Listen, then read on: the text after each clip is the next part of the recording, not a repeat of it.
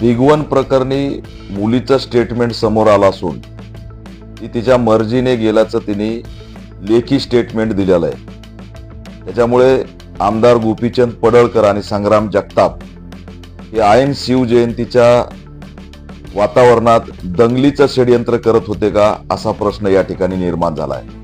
त्याच्यामुळे all India panther सेना गृहमंत्री देवेंद्र फडणवीस यांना मागणी करत आहे की तात्काळ या दोन्ही आमदाराला रोखण्याचा प्रयत्न करावा। यांनी बिग वन सहित महाराष्ट्राला वेठीस धरण्याचं काम केलेलं आहे। दिशाभूल करणारी माहिती ते पसरवत आहेत। कोणत्याही प्रकारचा लव्ह जिहाद नसताना त्या ठिकाणी लव्ह जिहादचं वातावरण पिरून समाज घटकांचे माते भडकवण्याचा प्रयत्न त्यांनी केलेला आहे। त्याच्यामुळे या दोघांनाच ताब्यात घेतलं पाहिजे आणि यांची सखोल चौकशी करून त्यांच्यावरती कारवाई केली पाहिजे।